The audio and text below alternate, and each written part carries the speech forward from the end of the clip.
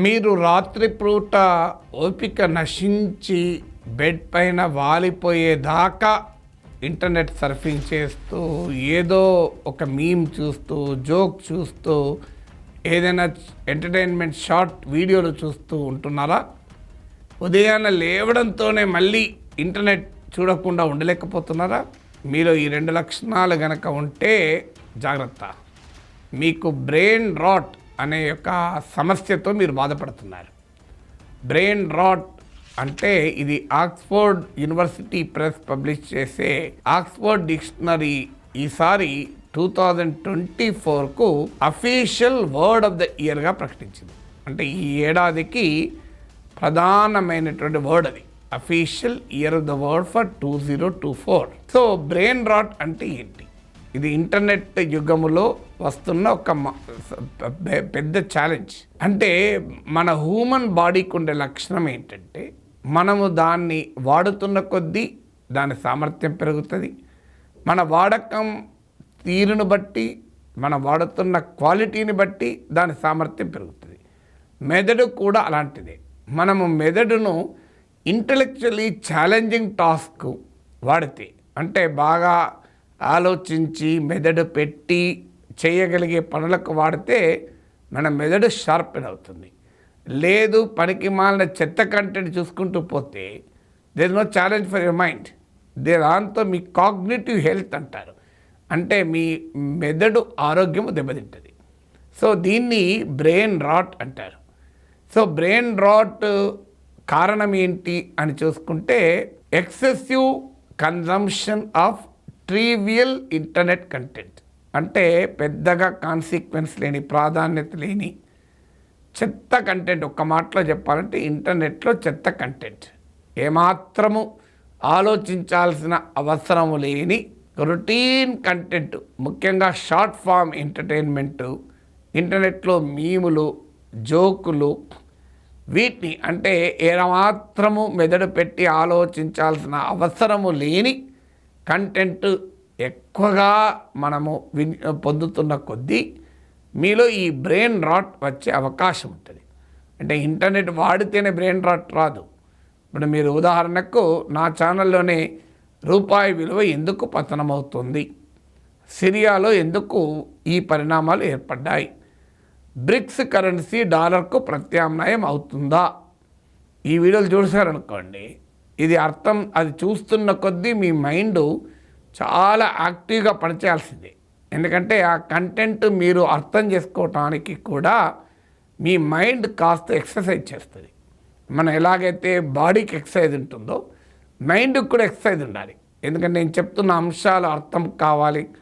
Syria సంక్షోభం అంటే సిరియాలో ఉన్న పాత్రలు ఏంటి, అల్ జులానీ ఎవడు, మీకు హెచ్డిఎస్ అంటే ఏంటి, సివిల్ వార్ ఎప్పుడు స్టార్ట్ అయింది, ఇదంతా ఆ కంటెంట్ డెప్త్ రీత్యా ఏమవుతుందంటే అది అర్థం చేసుకోవడానికి మెదడు యాక్టివ్గా పనిచేస్తుంది. కానీ ఏ రకమైన అర్థం చేసుకోవడానికి ఇబ్బంది లేని చెత్త కంటెంట్ ఉందనుకోండి, మెదడు ఎందుకు పనిచేస్తుంది? మెదడు చాలా ప్యాసివ్గా రిసీవ్ చేసుకుంటూనే ఉంటుంది. మీ బ్రెయిన్ ఫీల్డ్లో అంతా చెత్త కంటెంట్ నిండిపోతుంది. అప్పుడు మీ బ్రెయిన్కు ఇంటలెక్చువల్ టాస్క్ చేసే కెపాసిటీ పడిపోతుంది. దీన్నే బ్రెయిన్ రాట్ అంటారు. అంటే it is a deterioration in your mental and intellectual capabilities. మీ ఇంటలెక్చువల్ ఫ్యాకల్టీస్ దెబ్బతింటాయి. ఇది excessive consumption of trivial content on internet. ఇంటర్నెట్లో చెత్త కంటెంట్ కన్జ్యూమ్ చేయడం వల్ల వచ్చే సమస్య ఇది. ఈ సమస్య ముఖ్యంగా యంగర్ జనరేషన్లో ఎక్కువగా వచ్చే ప్రమాదం ఉంది. ఎందుకంటే వీరి ఎక్కువగా ఇంటర్నెట్ యూసేజ్ ఉంటుంది. సో అందువల్ల ఇంటర్నెట్ యూజ్కు మన మానసిక ఆరోగ్యానికి ఉన్న సంబంధం. మరి ఈ బ్రెయిన్ రాట్ సిమ్టమ్స్ ఏంటి, ఎలా తెలుస్తుంది మనకు మీకు బ్రెయిన్ రాట్ అవుతుందా అనేది ఒక క్వశ్చన్. రెండో క్వశ్చన్, అలాంటప్పుడు దీని నుంచి బయటపడడం ఎలా? ఈ రెండు పనులు కూడా చెప్దాం. అంటే ఇప్పటిదాకా నేను వాట్ ఈజ్ బ్రెయిన్ రాట్ చెప్పాను. What are the symptoms of brain rot? నా బ్రెయిన్ రాట్ అవుతుందేమో అంటే తెలుగులో ట్రాన్స్లేట్ చేస్తే మెదడు కుళ్ళిపోతుంది అని, చాలా పెద్ద పదం అది, భయం వేస్తుంది మనకు. అందువల్ల for the purpose of our discussion let us not translate it, we'll just call it brain rot. So ఈ బ్రెయిన్ రాట్ ఉంది అనటానికి మీకు ఎగ్జాంపుల్ ఏంటి అంటే, ఒకటి మీ మైండ్లో మీరు ఇంటర్నెట్లో చూసిన జోకులు అంశాలు అవే మీ మైండ్లో తిరుగుతున్నాయా? చూసినప్పుడు చూసి మర్చిపోయి ఇక దాని చుట్టే ఆలోచిస్తున్నారా? మీరు ఇప్పుడు సిరియా సంక్షేమం గురించి వీడియో చూశారనుకోండి, గంట తర్వాత దాన్నే ఆలోచించుకుని ఉంటారా? బషర్ అల్ అసద్ ఎట్లా పడిపోయాడు, అల్ జులానీ ఎట్లా వచ్చాడు, అల్ ఖైదా ఎలా సిరియాలో డెవలప్ అయింది, ఇవన్నీ ఆలోచించుకుంటే ఎవరు ఉండరు, మీరు గమనించండి. కానీ ఒక జోక్, ఒక షార్ట్ ఎంటర్టైన్మెంట్ చూశారనుకోండి, ఇక దాని గురించే థింక్ చేస్తూ ఉంటారు. ఇది మొదటి సిమ్టమ్. అలా చేస్తున్నారంటే మీరు ఇంటర్నెట్లో కన్జ్యూమ్ చేసిన దాన్ని ఇంటర్నెట్ కన్జంప్షన్ ఆగిపోయాక కూడా మీ మైండ్లో తిరుగుతుంది అనుకోండి, అది ఫస్ట్ సిమ్టమ్. ఇక రెండవ సిమ్టమ్, ఇంటర్నెట్ స్లాంగ్ వాడకుండా మీరు ఒక సెంటెన్స్ కూడా పూర్తి చేయలేకపోతున్నారు. ఇప్పుడు మనకు సోషల్ మీడియాలో రిటర్న్ కమ్యూనికేషన్లో, ఓరల్ కమ్యూనికేషన్లో కూడా ఈ యంగర్ జనరేషన్కు ఒక మీనింగ్ఫుల్ సెంటెన్స్ మాట్లాడలేకపోతున్నారు, రాయలేకపోతున్నారు. కారణం ఏంటి అంటే ఈ ఇంటర్నెట్ స్లాంగ్ అలవాటు అయిపోయింది. అందువల్ల రెండవ సిమ్టమ్ ఏంటంటే ఇంటర్నెట్ స్లాంగ్ లేకుండా మీరు ఒక సెంటెన్స్ పూర్తిగా ఒక మీనింగ్ఫుల్గా ఒక సెంటెన్స్ కంప్లీట్ చేయలేకపోతున్నారా? ఇది రెండవ సిమ్టమ్. ఇక మూడవ సిమ్టమ్ ముఖ్యంగా పిల్లల్లో కనబడుతుంది. ఇది మీరు అటెన్షన్ డెఫిసిట్, అంటే ఎక్కువ సమయం ఒక దానిపైన దృష్టి పెట్టలేకపోతున్నారు. ఎందుకంటే internet trivial content, short form entertainment యొక్క లక్షణం అది. కొన్ని సెకండ్స్లో మనం నెక్స్ట్ దానికి వెళ్ళిపోతాం. అందువల్ల మీరు ఒక దేనిపైనైనా ఎక్కువసేపు దృష్టి పెట్టలేకపోతున్నారా? ఇది మూడో సిమ్టమ్. నాలుగో సిమ్టమ్ ఏంటంటే మీరు ఒక టాస్క్ పైన మీరు ఫోకస్ చేయలేకపోతున్నారా? మీరు ఏదైనా పని చేస్తున్నారనుకోండి, physical or intellectual or mental, మీరు ఆ టాస్క్ పైన ఫోకస్ చేయలేకపోతుంటే అది కూడా మీకు ఒక ఇండికేటర్. ఇక ఫిఫ్త్ సిమ్టమ్ ముఖ్యంగా పిల్లల్లో కనబడేది పూర్ అకాడమిక్ పర్ఫార్మెన్స్. ఎందుకంటే వారు ఇన్కాన్సిక్వెన్షియల్ ట్రివియల్ థింగ్స్ పైన ఫోకస్ ఉంటుంది తప్ప ఇంటెలెక్చువల్లీ ఛాలెంజింగ్ వాటిపైన ఫోకస్ ఉండకపోవడం వల్ల అకాడమిక్ పర్ఫార్మెన్స్ దెబ్బతింటుంది. ఇక సిక్స్త్ సిమ్టమ్ ఏంటంటే పెద్దవాళ్ళలో ఈ మెమరీ లాస్ ఉంటుంది, మతిమరుపు, గుర్తుండదు. ఏడవది ఏంటంటే మీకు ఈ మోటివేషన్, ఏ పని చేయాలన్నా పెద్దగా ఆసక్తి ఉండదు. ఎందుకంటే మీకు ఒక రకమైన ఐసోలేషన్లోకి వెళ్ళిపోతారు. సో ఇక ఎనిమిదవది ఏంటి అంటే మీకు ఇరిటేషన్ పెరుగుతూ ఉంటుంది. ప్రతి చిన్నదానికి చికాకు పెరుగుతుంది, మీరు చికాక్గా ఉంటారు. తొమ్మిదవది over dependence on devices for memory. మీకు ఏది గుర్తుండదు, ప్రతి ఒక్కటి మెమరీ మీకు డివైస్ పైన ఆధారపడుతుంటారు. ఇప్పుడు అది బాగా పెరిగింది. ఒక చిన్న క్యాలిక్యులేషన్ కావాలన్నా డివైస్ పట్టుకోవాలి. ఫోన్ నెంబర్లు గుర్తుంచుకోవడం కంప్లీట్గా మారిపోయారు. సో మెమరీ కోసం ఏది మీకు ఏదైనా రేపు ఉదయాన్నే పని చేయాలంటే గుర్తుండదు, అది మెమరీలో సెల్లో మొబైల్లో పెట్టుకోవాలి. అది మెమరీ మీకు మొబైల్ గుర్తు చేయాలి, లేకపోతే మీకు గుర్తుండదు. 10వది ఏంటంటే ఫర్ ఎంటర్టైన్మెంట్ కూడా మీరు డివైసెస్ పైన ఆధారపడుతున్నారు. అంటే ఏమైనా టీవీనో లేకుంటే నెట్టో చూస్తూ ఆనందపడాల్సిందే. కానీ 10 మందితో మాట్లాడడం కానీ 10 మందితో కలవడంలో కానీ మీకు ఆనందాన్ని పొందడం కన్నా ఎలక్ట్రానిక్ డివైసెస్, ఇంటర్నెట్ డివైసెస్ పైన మీరు ఎక్కువగా ఆధారపడుతున్నారనుకోండి ఎంటర్టైన్మెంట్. ఈ 10 లక్షణాలు ఉంటే మీరు you are suffering from brain rot. అంటే మీ మెదడు ఇంటెలెక్చువల్ కెపాసిటీ తగ్గిపోతుంది, మీ మెదడుకున్న ఇంటెలెక్చువల్ కెపబిలిటీ తగ్గిపోతుంది.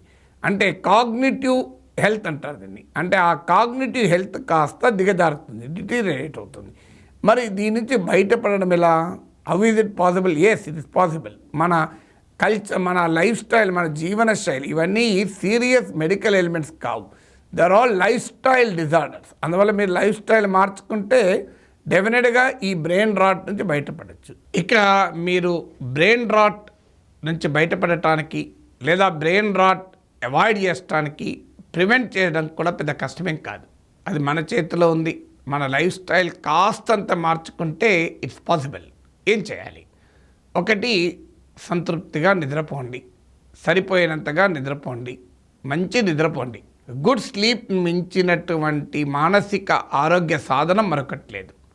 మీకు ఆయుర్వేద శాస్త్రం నుంచి మొదలుకొని ఆధునిక వైద్య శాస్త్రాల వరకు అందరూ చెప్తారు, మీరు హ్యావ్ ఎ నైస్ స్లీప్.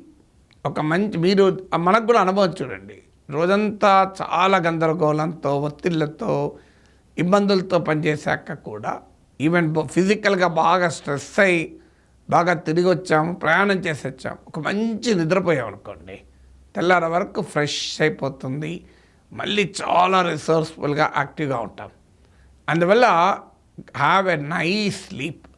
నేను మంచి నిద్ర పట్టడానికి ఏం చేయాలన్న దానికి చాలా లిటరేచర్ ఉంది, చాలా మందికి సమాచారం తెలుసు కనుక వివరించడం లేదు. ఇక రెండవది ఏంటంటే మైండ్ఫుల్నెస్ లేదా మెడిటేషన్ లేదా ప్రాణాయామం, బ్రీతింగ్ ఎక్సర్సైజెస్, ఇవి మన మైండ్ను చాలా ప్రశాంతంగా ఉంచుతుంది. అంటే మైండ్లెస్ ఇంటర్నెట్ కన్జంప్షన్కు యాంటీడోట్, విరుగుడు ఏంటంటే మైండ్ఫుల్నెస్. అందువల్ల మీరు కొంతసేపు ధ్యానం చేయడము లేదా కాస్తంత ప్రాణాయామం, బ్రీతింగ్ ఎక్సర్సైజ్ చేయడం ద్వారా ఈ సమస్య నుంచి బయటపడటానికి అవకాశం ఉంటుంది. థర్డ్ ఆస్పెక్ట్ ఏంటంటే గుడ్ ఎక్సర్సైజ్. మన మెదడుకు కూడా బ్లడ్ ఫ్లో సమృద్ధిగా ఉండాలి. ఏ ఆర్గాన్ అయినా ప్రాపర్గా రక్త ప్రవాహం ఉంటేనే అది పనిచేస్తుంది. అందువల్ల యోగా మీకు, అలాగే యాక్టివిటీ, వాకింగ్ కానీ ఎక్సర్సైజెస్ చేయడం కానీ, అంటే మీరు ఎప్పుడు ఒక చోటే కూర్చొని ఉన్నాము, ఫిజికల్ పని యాక్టివిటీ లేదనుకోండి, మైండ్ రాట్ అవుతుంది, బ్రెయిన్ రాట్ పెంచుతుంది. అందువల్ల have an exercise as a mandatory. మీకు నాలుగవది green time over screen time అంటున్నారు. అంటే గ్రీన్ చాలా రిసర్చ్ కూడా తెలుపుతోంది, expose to nature improves your mental health అని. మీరు కనీసం వారంలో 2 గంటలైనా ఒక పార్క్లో గడపండి, లేదంటే చెట్ల మధ్య గడపండి, లేదంటే ఒక చెరువు పక్కనో బీచ్ పక్కనో గడపండి, ఒక గుట్టను చూసుకుంటూ ఉండండి. సో ఎస్పెషల్లీ మహానగరాల్లో ఉన్న వారికి ఇది చాలా కీలకం. కేవలం లంగ్ స్పేసెసే కాదు, ఎక్స్పోజర్ టు నేచర్, ప్రకృతికి ఎక్స్పోజ్ కావడం వారంలో కనీసం ఒక 2 గంటలైనా చేయాలి. ఏది లేకపోతే బయట మంచిగా వాతావరణం ఉంది, వర్షం పడే సూచనలు కనబడుతున్నాయి, లేదా వర్షం పడుతుంది, ఇంటి బయటకు వచ్చి వర్షాన్ని చూడండి. మీ అపార్ట్మెంట్లో ఉంటే బాల్కనీలోకి వచ్చి ఆ వర్షాన్ని చూస్తూ ఎంజాయ్ చేయండి. చాలామంది వర్షం వస్తే తలుపులు కిటికీలు మూసేసుకుంటారు. కానీ ఎక్స్పోజ్ టు ద నేచర్, ఇది మీకు ఫోర్త్. ఫిఫ్త్ ఏంటంటే గుడ్ ఫుడ్. మీకు జంక్ ఫుడ్ అవాయిడ్ చేయడము, చాలా ఆరోగ్యవంతమైన న్యూట్రిషియస్ ఫుడ్ తినడం ద్వారా ఈ సమస్య నుంచి బయటపడవచ్చు. ఇక ఆరవది క్లియర్ ద మైండ్. మీ మైండ్లో అనవసరమైన అన్నీ పెట్టుకోకండి. ఉదాహరణకు మీకు రేపు చేయాల్సిన పనులు చాలా ఉన్నాయి, ఇక ఆ మైండ్ అంతా అదే ప్రెషర్ క్రియేట్ అవుతుంది. రేపు ఇది మర్చిపోతానో అది మర్చిపోతానో. సింపుల్గా మీరు ఏం చేయండి అంటే టు డూ లిస్ట్, ఒక పేపర్ తీసుకోండి, మీరు చేయాల్సిన పనులన్నీ రాసుకోండి, ఒక్కొక్కటి టిక్ పెట్టుకుంటూ పోండి. ఒక్కసారి మీరు చేయాల్సిన పనులన్నీ నోట్ డౌన్ చేశారనుకోండి, మీ మైండ్ నుంచి అది క్లియర్ అయిపోతుంది. అవసరం లేదు ఇక మైండ్ దాచుకోద్దాన్ని, ఇక మీకు ప్రెషర్ పోతుంది. లేదు మీకు బాగా ఐడియాస్ ఉన్నాయి, మీరు చాలా ఏదో చేయాలని ఐడియాస్ ఉన్నాయి, అవన్నీ బ్రెయిన్లో పెట్టుకోకండి. సింపుల్గా ఒక నోట్బుక్ పెట్టుకోండి, మీ ఐడియాస్ అన్నీ రాసుకోండి. లేదు మీరు బాగా వరీస్ ఉన్నాయి, బాధలు కూడా రాసుకోండి. అంటే మీకు writing is a very big relief. Even terminal illness, అంటే తీవ్రమైన అనారోగ్యంతో బాధపడుతున్న, పెయిన్తో బాధపడుతున్న వారు కూడా రాయడం అంటూ అలవాటు అయితే రైటింగ్ కెన్ రిలీవ్ పెయిన్ అని కూడా రీసెర్చ్ చెప్తుంది. అందువల్ల మీకు రాసే అలవాటు ఉంటే రాయండి. అలవాటు లేకపోయినా మీ బాధలు, మీ ఆలోచనలు మీ మైండ్లో ఉన్న వల్ల పేపర్ మీద పెట్టుకుంటూ పోండి. దాంతో మైండ్ క్లియర్ అయిపోతుంది. మీకు మైండ్ క్లియర్ అయిపోతే మైండ్లో స్పేస్ ఖాళీ అవుతుంది. ఇప్పుడు మీరు ఒక సిస్టంలో బాగా డెస్క్టాప్ మీద మీకు ఫుల్గా ఉన్నాయనుకోండి, అవన్నీ క్లీన్ చేస్తారనుకోండి, ఫ్రీ అయిపోతుంది. మీకు ఏదైనా ఫ్రిడ్జ్లో విపరీతంగా వస్తువులు ఉన్నాయనుకోండి, క్లీన్ చేయండి, ఎంత రిలీఫ్ ఫీల్ అవుతారో మీరు చూడండి. ఒక్కరోజు మీరు ఇల్లంతా క్లీన్ చేసుకున్న రోజు ఎంత ఆనందంగా ఉంటారో చూడండి. మీళ్ళే చెత్త అంతా తీసేసి మొత్తం పడేసారు అనుకోండి, అబ్బా ఎంత ఆనందంగా అనిపిస్తుందో. అంటే ఫిజికల్ స్పేస్లో చెత్త అంతా క్లీన్ చేస్తే ఎలా ఆనందం వస్తుందో, మన మెంటల్ స్పేస్లో కూడా క్లీన్ చేస్తే ఆనందం ఉంటుంది. అన్ఫార్చునేట్లీ ఫిజికల్ స్పేస్ క్లీన్ చేయడమో మనకు బాగా తెలుసు. ఉదయాన్నే లేచి స్నానం చేస్తాం, కాలకృత్యాలు తీర్చుకుంటాం, మన చుట్టూ ఉన్న చెత్త అంతా తీసిపడేస్తాం. కానీ మెంటల్ స్పేస్లో క్లీన్ చేయం. అందువల్ల మెంటల్ స్పేస్లో కూడా క్లీన్ చేయడం మొదలు పెట్టండి. మీరు ఆటోమేటిక్గా ఈ బ్రెయిన్ రాట్ నుంచి బయటపడే అవకాశం ఉంటుంది. 7వది కాగ్నిటివ్ అండ్ ఇంటలెక్చువల్లీ ఎగ్జైటింగ్ కంటెంట్కి ఎక్స్పోజ్ కండి. Intellectual activities, cognitive activities, puzzles కావచ్చు, లేదా డీప్ కన్వర్జేషన్, కొంత మీకు తెలిసిన వారితో చాలా మీనింగ్ఫుల్ కన్వర్జేషన్, చెత్త కన్వర్జేషన్ కాదు. సో ఇద్దరు ఫ్రెండ్స్ కలిశారు, పనికిమాల విషయాలు మాట్లాడకండి. సో కొన్ని సీరియస్ అంశాలు మాట్లాడుకోండి, కొంత ఇన్డెప్త్ కన్వర్జేషన్ మాట్లాడుకోండి. అంటే మీ మెదడు కూడా ఎక్సర్సైజ్. మీరు ఎలాగైతే ఫిజికల్ ఎక్సర్సైజ్ చేస్తే బాడీ ఆరోగ్యంగా ఉంటుందో, ఈవెన్ యోగా కూడా చెప్పేది మైండ్ అండ్ బాడీ యూనిజన్ చెప్తుంది. చాలామంది యోగాను కేవలం ఫిజికల్ ఎక్సర్సైజెస్గానే భావించి మన బాడీ ఎక్సర్సైజ్ అవుతుంది, స్ట్రెచ్ అవుతుంది అంటారు. బాడీ మాత్రమే స్ట్రెచ్ కావడం కాదు, బాడీని మైండ్ను యునైట్ చేస్తుంది. బాడీని మైండ్ని యునైట్ చేయడం అనేది చాలా చాలా ఇంపార్టెంట్. ఎందుకంటే మన మైండ్ ఆగదది, విపరీతంగా పరుగులు తీస్తుంటుంది. మీరు గమనించండి, ఫిజికల్గా ఒక చోటు ఉండొచ్చు, ఆలోచనలు ఒక చోటు ఉంచలేము, నిలపలేము, ఆలోచన స్తంభింపజేయలేము. మన థాట్స్ గతంలో కన్నా పోతాయి, ఫ్యూచర్లో కన్నా వెళ్ళిపోతాయి, వర్తమానంలో ఉండం మనం. దాన్నే మైండ్ఫుల్నెస్ అంటారు, అది ప్రాక్టీస్ చేయడం. సో అందువల్ల మీరు ఇంటలెక్చువల్లీ ఎంగేజింగ్ యాక్టివిటీ చేయడం. ఇంటలెక్చువల్లీ ఎంగేజింగ్ యాక్టివిటీ అంటే ఒక మంచి పుస్తకం చదవచ్చు, లేదా ఒక టీవీలోనైనా ఒక మంచి ప్రోగ్రాం, కాస్త మైండ్ను ఆలోచింపచేసేటువంటి కాగ్నిటివ్, చాలా ఎగ్జైట్మెంట్ ఇచ్చేది, అంటే ఆనందాన్ని ఇచ్చేది, అలాంటి కన్జంప్షన్ చేసిన కంటెంట్ కూడా లేదు. నలుగురు కూర్చొని ఒక అంశం పైన మాట్లాడుకున్నారు, ఇద్దరే కూర్చొని ఒక అంశం పైన ఇన్డెప్త్గా లైఫ్ ఇలా ఎందుకుంది, ఏదైనా కావచ్చు, పనికిమాల అంశాలు కాదు. మళ్ళీ వీడు వాడిని తిట్టిండు, వాడు వీడిని తిట్టిండు, సొల్లు కబుర్లు కాదు. ఆ సొల్లు కబుర్లు మానేసి కాస్తంత మీనింగ్ఫుల్ ఇంట్రాక్షన్ పెంచుకోండి. ఇవి చేశారనుకోండి, మీరు ఖచ్చితంగా బ్రెయిన్ రాట్ నుంచి బయటపడవచ్చు.